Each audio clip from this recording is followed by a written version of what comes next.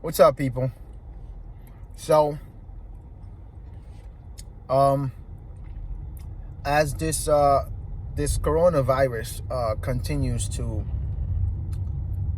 concern people a great deal, I figured it'd also give me an opportunity to say a word or two about it.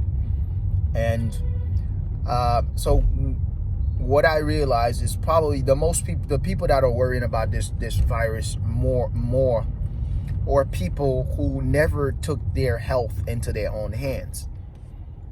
I think it's Thomas Jefferson that says freedom is eternal vigilance. You could fact check me on that. Freedom basically is eternal vigilance. And what I'm making out from that is, at every point of life, you literally going to have to take your life into your own hands and making your own decisions and not letting anyone steal your freedom away from you. And what is freedom? Freedom is being able to walk freely without a cane. Freedom is being able to have health without complications, which denote wealth. Freedom is being able to think clearly because you eat so well that your thoughts are not compromised. Freedom is being able to wake up and have good judgment. So you get my drift. So to me, if you don't take your life into your own hands, you don't have freedom. You're not free, because everything about you is depend on someone else to make these decisions for you, tough decisions. Like, doctors are fine, doctors are cool, but just like government, I think we have given too much to doctors for them to do for us. You go to the doctor, they ask you what's wrong with you. That's because they really don't know what's wrong with you. So they're expecting you to know something about your health, something about your body, which, if you mind, body, and soul, literally means you must have a relationship with your body as well as your mind, as well as your soul. If not, then you are living in cognitive dissonance. And you will be you will forever have internal conflicts. And when something is going wrong with you, then you leave the doctors no choice but to test different areas of your life, and in that process possibly mess one thing up in order for them to really get to one thing. And you hear about those surgeries where they end up, cutting the wrong part of your body simply because they just weren't aware. Now imagine if you were able to actually lead the way by telling them exactly what's wrong with you and how you're feeling. It would make life a lot easier. So people that are worry about this disease, or not disease, this virus mostly, or people who never take their life into their own hands. Now, I didn't always have a very good eating habit, so I have to not be a hypocrite. Before 2016, I used to literally eat however I wanted. I ate everything and anything I wanted. I didn't have good eating habits, but then again, I've always had a very good digestive system. So therefore, even though I'm eating whatever I want, I'm not bloated, or I'm not getting fat, or I'm not out of breath, because I used to also be very active. I said that in my other videos. But following before 2016, I started noticing something in my family. A lot of people started dying. A lot of people started dying in my family, young. And I started raising the question, started telling people in my family and friends, which I've kind of been the police to my friends and family all the time, trying to tell them what something. I'm always giving people advice or whatever or whatnot, even though sometimes I don't take my own advice. But as I said, do as I say, not as I do. So my family started dying, and I started to, kind of preach to the choir, since it was obvious that they're dying from the food that they're eating and the way they're eating and the way they live life so carelessly and eating whatever they want. And I'm like, well, you kind of have to stop. But then nobody was listening to me. So I decided to branch off and do my own thing and stop eating meat. I stopped consuming meat. I stopped consuming a lot of food that is just whatever you name them to be good, but I stopped consuming it because just like I used to smoke cigarettes, once I learned all the things that cigarettes was made of and how detrimental it was for my health, I know it was painful to leave a bad habit. Well, yeah, to leave a bad habit. But you know what? I also understand that it's going to be more painful to have health complications in the future. So, like Jordan Peterson says, Dr. Jordan Peterson says, almost at every step of the way in life, you literally have to make sacrifices. You have to bargain with the present and the future. So you have to sacrifice the present for the future. So what I did, I sacrificed the present for the future. It was cool to have this instant gratification, to have my urges be met quickly and in a fashion time. But then I also understand that, yeah, although I would satisfy my immediate urge right now by smoking, but later on in the future, I would have to also deal with the health complications. Since I didn't want to deal with the health complications, then I decided to give it up. Just like food, it's a lot of food that I loved. I used to love jerk chicken, which I used to eat a lot.